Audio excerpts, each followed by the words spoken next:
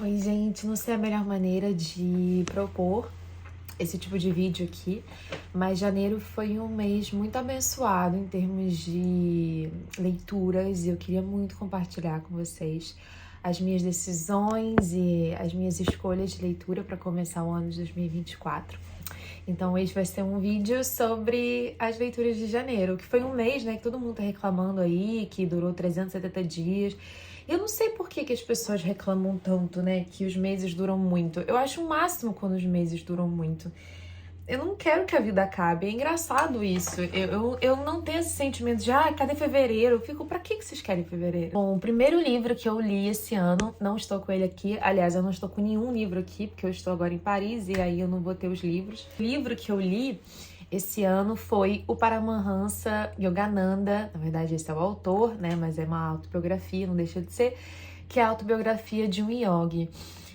Já fiz algumas newsletters sobre esse livro, foi um livro que me impactou demais da conta, porque é um livro em extensão, ele é grande, ele tem mais ou menos ali 500 páginas, então só por isso talvez já seria um livro de mergulho, mas ao mesmo tempo ele não é ficcional, não é um Harry Potter de 500 páginas, né? É um livro escrito por um yoga do século 19, pode ser, é bem pregresso, assim. Pela primeira vez contando as histórias, as maravilhas, as delícias, as aventuras de ser um yogi na Índia. Nesse contexto de muitos exploradores europeus já terem feito esse trabalho, né, de terem contado sobre como que funcionava mais ou menos essa vida e de Yogananda, né, e de Guru Veda, enfim, mas ninguém nunca tinha feito isso em primeira pessoa, e isso é sempre um assunto que me tira muito para dançar. Essa questão da gente falar da gente enquanto primeira pessoa, eu sofro um pouco isso, já vou tangenciar o tema, né? Mas eu sofro um pouco isso aqui na França, porque eu estudo antropologia e não me foi dada a opção de falar de brasileiras, mesmo eu querendo seguir com esse tema. Porque eu não poderia, né, falar sobre mim mesma e isso ainda ser considerado científico, válido e, enfim, não encontraram valor antropológico na minha pesquisa. Então é uma coisa que me tem muito num lugar muito profundo. Então ver pessoas que falaram sobre o seu cotidiano, sobre a sua família, sobre a sua história, para mim tem muito mais valor simbólico, histórico e monumental mesmo, né? Então, voltando um pouquinho ao livro. O livro, ele é uma autobiografia, então ele vai contar exatamente toda a vida do Yogananda, né?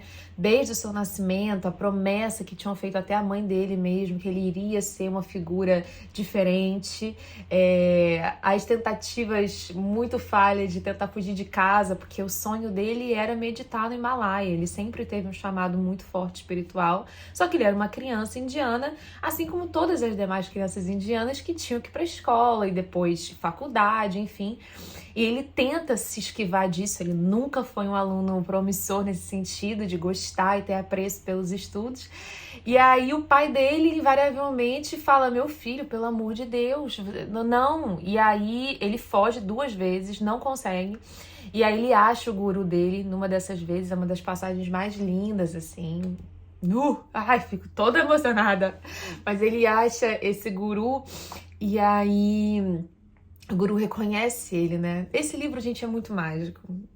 Esse livro é muito mágico. Eu acho que mexe muito com as nossas crenças, assim, muito, não vou falar agnósticas, mas uma coisa de não crer, sabe, que a vida existe mágica. Eu acho que os ocidentais, eles definitivamente tiraram a palavra mágica do dia a dia.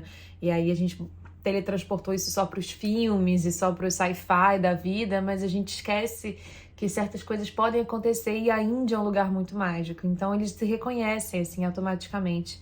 E aí ele já vira o guru dele, mesmo, assim. Eu tô sem um livro aqui agora pra colar, não posso nem colar.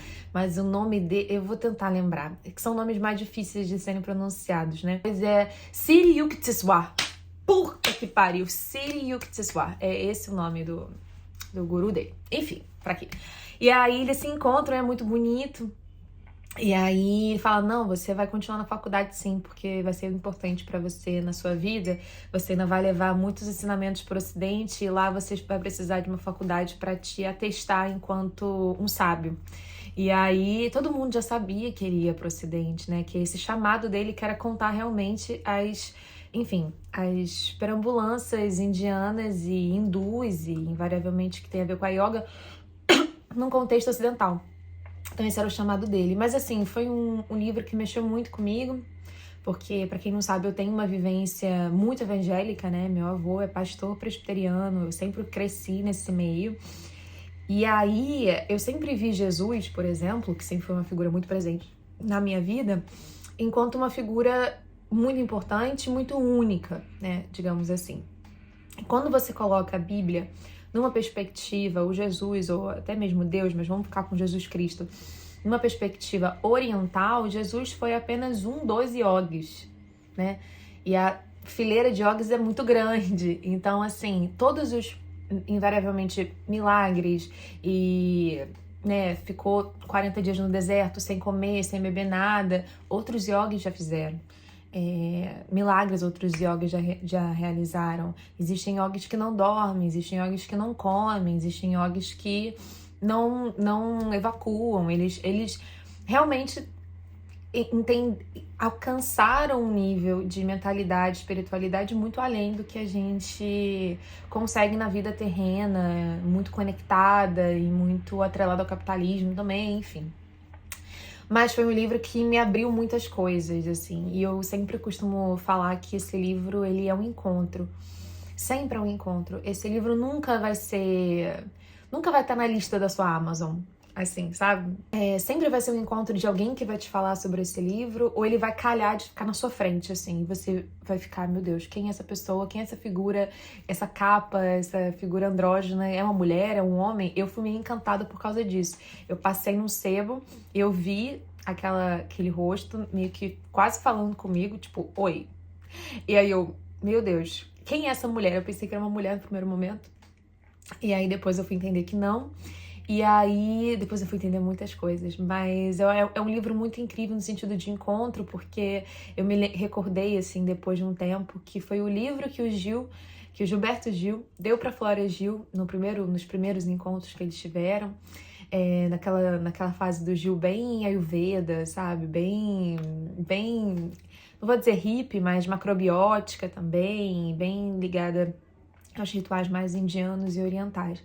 E também era o livro favorito do Steve Jobs, que é um fato muito inusitado e muito engraçado também, mas principalmente nessa fase final, assim, da reta final da vida dele, que ele contraiu, enfim, 2 cânceres, e o último foi realmente mais fatal, assim. Ele se apoiou muito nessas crenças e, de fato, fez tratamentos que deram muito certo por um momento. E no final da vida dele, né, bem no finalzinho mesmo, já no enterro dele, ele providenciou aos assistentes dele que todas as pessoas que estivessem no funeral ganhassem um exemplar de uma autobiografia de um yogi. Então, você vê, né, um dos caras mais, sei lá, milionários, bilionários do mundo, que fizeram, inclusive, o mundo que a gente vive hoje. A gente é muito impactado por ele todos os dias. Leu isso, era um livro de cabeceira, era o top 5 dele, ele lia todos os anos. Então é um livro muito especial, eu acho que vai encontrar vocês no momento certo. Talvez não agora, me encontrou nesse momento, e hoje eu me encontro muito diferente por causa dele. E eu ando escutando também muito um podcast chamado Elefante na Neblina. Meu sonho era encontrar alguém que fosse tão aficionado por esse podcast assim como eu, porque eu teria muitos papos com essa pessoa. E é inacreditável, assim, sabe? É muito... enfim, gente. É muito Schopenhauer, Kant, Nietzsche, budismo. São assuntos que eu gosto muito, assim, porque eu gosto muito de papo cabeça nesse sentido, mas eu também tenho uma veia muito espiritual, assim. Eu não consigo fingir ou querer fingir que isso não existe, muito pelo contrário. Eu sou muito atrelada, assim, e muito apaixonada pela ideia de uma espiritualidade radical, de uma ausência do ego, sabe? Acho que isso é o primeiro passo para você ser uma pessoa em paz, assim, e eu me encontro muito em paz hoje por conta disso, assim. Eu tô sempre de mudança, né? Essa é uma outra questão. Eu tô sempre pra lá e pra cá. E é impressionante como que eu mantenho uma paz que eu sei que ela é trabalhada, assim, sabe? Que eu sou muito abençoada também, mas ao mesmo tempo ela é trabalhada no sentido de não achar que tudo tem que dar certo, sabe? Tipo, a vida não foi feita pra dar certo. E isso é uma coisa que não sai da minha cabeça. A vida não foi feita pra dar certo. Se ela fosse feita pra dar certo, a gente não nascia e morria quase em seguida, de tão rápido que é essa vida. Ela não foi feita pra isso. A vida, ela é um papel em branco e ela tem nervurinhas e texturinhas, né? Invariavelmente por causa do seu contexto, por causa, enfim, do seu status, de como é que você veio a esse mundo. Então ela vai ter nervurinhas diferentes para cada um e ela vai te dar um cotoco de lápis. E aí cada traço que você faz é um risco. E quando eu falo risco, é o risco do lápis, mas também é o risco do risco que você tem que correr para estar nessa vida, né? E muitas pessoas nem chegam a pegar o lápis direito e outras não. E outras fazem coisas mirabolantes, tal, com esse papel. Mas a vida é isso. E depois esse papel faz assim e é jogado no cosmos, assim, sabe? E, enfim, mas isso me traz muita paz. Então, eu recomendo muito esse livro e também o podcast Elefante na Neblina, que tem sido um must pra mim nesses últimos tempos. O segundo livro que eu li foi O Futuro Ancestral, do Ailton Krenak. Eu li por conta de um trabalho que eu tinha que ainda que redigir na USP e foi muito importante pra mim. E o Futuro Ancestral, pra mim, é também uma resposta, assim, de muitas perguntas que eu tenho. Eu conheci esse livro muito por conta do podcast. Você vê que livros e podcast, pra mim, são muito conectados. Mas eu sou muito assídua do Angu de Grilo, que é um podcast feito pela Isabela Reis e também pela mãe dela, que é a Flávia Oliveira, que é uma jornalista super conceituada, economista maravilhosa da Globo News. Ambas são maravilhosas e é um podcast muito jornalístico, muito informativo, né? Sociedade, cultura, enfim, mas ao mesmo tempo muito familiar e muito dengoso, assim, no sentido de ancestralidade, no sentido de intimidade, que eu acho que elas trazem tão bem para quem escuta. Eu escuto há mais de 4 anos, então é literalmente uma formação acadêmica. Eu acho que eu poderia ter um certificado, quase uma faculdade de Angulete, porque de fato me muda em muitos momentos. Mas voltando aqui ao tema, eu fui muito impactada por um dos episódios do ano passado. Tem newsletter aqui também, eu acho que eu vou tentar botar aqui embaixo, que era um episódio sobre ansiedade e maternidade climática. No ano passado saiu uma matéria na BBC News Brasil, no caso, contando a história de várias mulheres que tinham desistido, assim, basicamente, de ter filhos por conta do fim do mundo, né? Que o mundo estaria acabando, olha o aquecimento global, que não sei o que, a gente não pode mais ter filho, longe de mim querer botar mais um fardo nesse mundo. E a Isabela é muito contundente, ela é muito certeira nas palavras, assim, quando ela diz que não é por aí que a gente tem que ir, né? A gente culpando as crianças que estão nascendo, as mães que estão parindo. A gente está indo num movimento completamente contrário de tudo aquilo que a gente deveria estar fazendo. Então, é uma responsabilidade muito forte, assim, que ela trouxe nesse episódio. E ela cita o Futuro Ancestral, e depois eu fui atrás, depois eu fui fazer um artigo para a USP por conta disso tudo que eu ouvi e digeri. E basicamente é muito bonito a gente pensar que, pelo menos para as crianças, né, da tribo Krenak, as crianças Krenak, elas veem o futuro enquanto os ancestrais. É tamanho o respeito que elas sentem pelos, eu ia falar abuelitos, pelos avós e pelos ancestrais de maneira geral, pelos maiores, né, que o sonho deles é virar eles, assim, sabe? Tipo, eles estão remando assim na corrente, eles olham para trás e falam: nossa, acho que a gente tá conseguindo cada vez mais virar os nossos avós, assim, sabe? E como que o futuro tem que olhar mais para trás nesse sentido. Enfim, e também se comunica muito com Paramahansa, então são 2 livros bem conectadinhos. É muito bom ler Ailton Krenak, que é um dos melhores pensadores contemporâneos. Ele é muito mais do que isso, né? Mas digamos que ele seja uma das vozes mais importantes pra gente escutar e ler também. Os livros são muito curtos, porque são procedentes de várias palestras e falas, entrevistas. Se eu não me engano, ele não chega a redigir. Posso estar falando besteira, mas eu acho que são compilados de aprendizados que a companhia faz, assim, com editores, e propõe esses livros que tem no máximo 60, 70 páginas. Então, assim, você já tem 4, estão fazendo 5, e eu aconselho muito, muito, muito, muito, muito todos eles, assim. São essenciais para ter em casa e para as nossas gerações seguintes, né? Para os nossos futuros ancestrais ali. O terceiro livro que eu li é Dia Sim, Dia Não, Fazer Chantagem, da Maria Isabel Iório, que é uma poeta lésbica. Foi a primeira vez que eu li poesia na Urutau, que é a minha editora hoje em dia. E, então foi muito importante para mim. Foi o primeiro livro que eu li da editora. E a Maria Isabel é inacreditável. Ela é estupenda, assim. Ela é muito criativa, muito maravilhosa e artista mesmo no maior, profundo ser da palavra, né? Ela vive enquanto uma arte, muito louco isso. Até o jeito que ela se porta, até o jeito que ela se veste, até o jeito que ela tá pronta pro mundo mesmo, é diferente, é tudo tentativa, é tudo muito experiencial, não sei dizer certo, acho que vale a pena vocês darem um Google e entender um pouco mais do que eu tô dizendo. Mas ela é muito jovem e ela tá fazendo vários livros por aí, ela é maravilhosa. Esse é mais um dos livros muito bons que eu li dela. Eu amo a poesia dela, sempre bom, né, gente? Foi o primeiro livro de poesia que eu li em 2024. O quarto livro que eu li é Mau Hábito, da Alana S. Ponteiro. KCT. Meu Deus. Que livro é esse, gente? Pelo amor de Deus. Soco na minha cara inteira. Deus, é muito bom.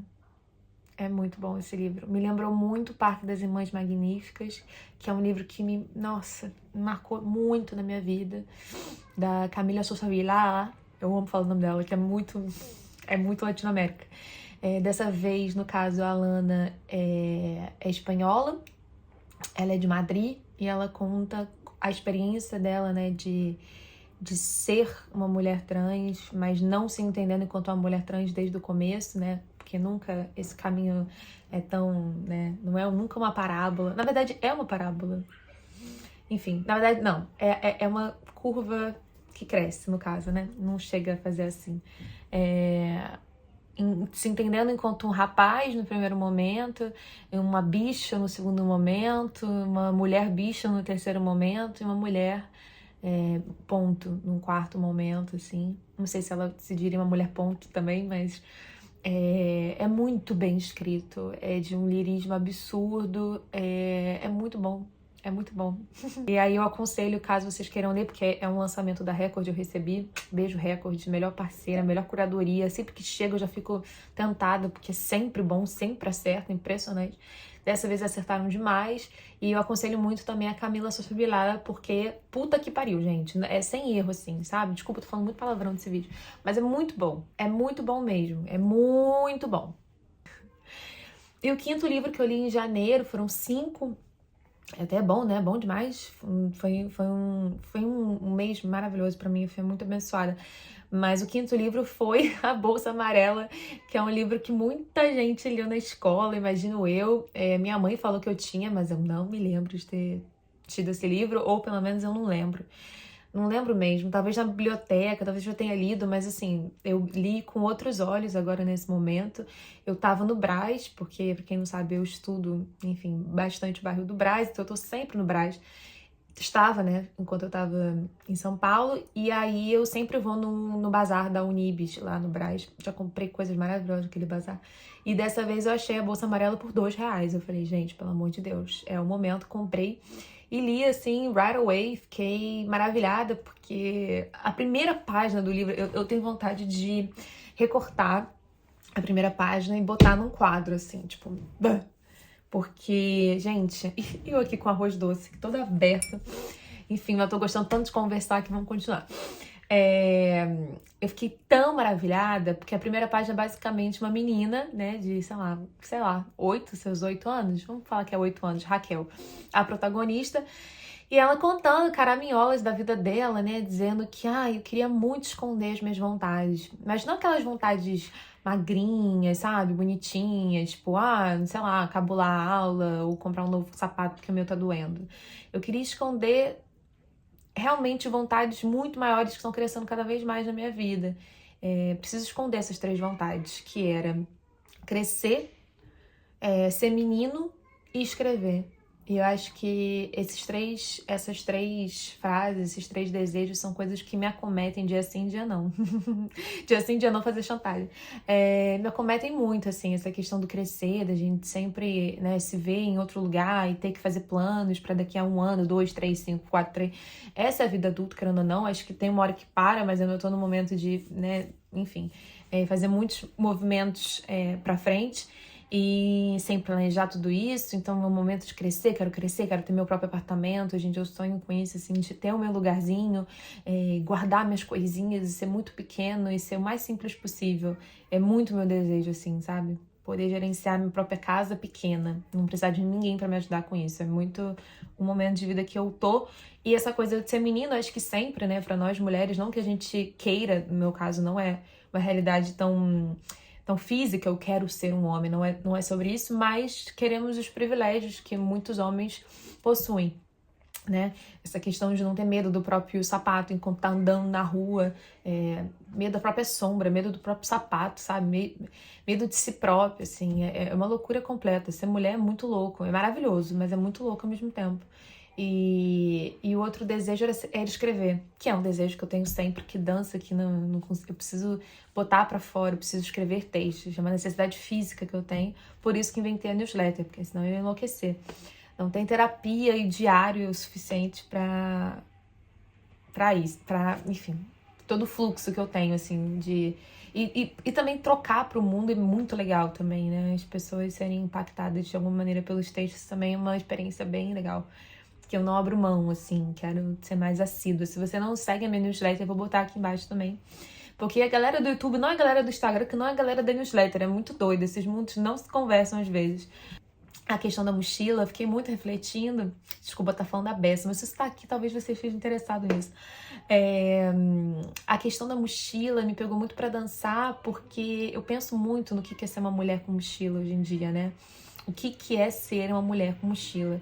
A gente teve a Julieta, que faleceu em dezembro no Brasil, né, no estado do Amazonas, e era uma mulher viajante, era uma mulher que andava com a mochila nas costas, uma mulher que andava com a bicicleta nos pés e um nariz de palhaço na face, e que foi morta por ser mulher, assim, sabe? Então eu relacionei um pouco a questão da mochila amarela, dos desejos, que é muito bonito, que no final... gente, o livro infantil é tudo, né? É muito melhor que livro de adulto.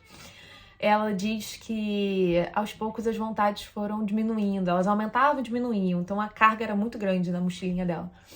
E aí teve uma hora que ela não queria mais ser menino, ela queria ser menina mesmo. E aí a vontade dela de ser menino baixou muito, ficou muito leve pra ela andar com a mochilinha dela. Isso comunica também, né, com o livro da Alana, que era um menino e queria ser uma menina. Então, assim, e era uma criança também. Então, eu acho que os livros, eles invariavelmente se comunicaram bastante aqui. Eu acho que... Nossa, agora que eu tô vendo que fez um fluxo, assim. Primeiro eu comecei com Paramahansa, depois eu fui pro Futuro Ancestral, que tem muito a ver um com o outro, de certa maneira. E depois eu fui pra Isabel, e depois eu fui pra Alana, que é uma literatura queer e tal, e depois eu desemboco na infantil, mas conversa com a Alana, que conversa com a Isabel, e que conversa com a espiritualidade também, de certa forma. Então, nossa, muito contemplada, muito feliz. Acho que eu vou fazer isso a partir de agora, vou documentar um pouco as minhas aventuras literárias aqui por aqui. Acho que é uma maneira mais simples da gente se encontrar. E é isso. Espero que vocês tenham gostado. Estou aqui no meu apartamento, em Paris. Muitas mudanças. Em janeiro, acho que eu morei em 4 lugares diferentes. Então, imagina a cabeça do palhaço. Ainda bem que eu tenho as minhas leiturinhas, os meus abajures. E vocês também, para trocar. É sempre bom. Um beijo, se cuidem!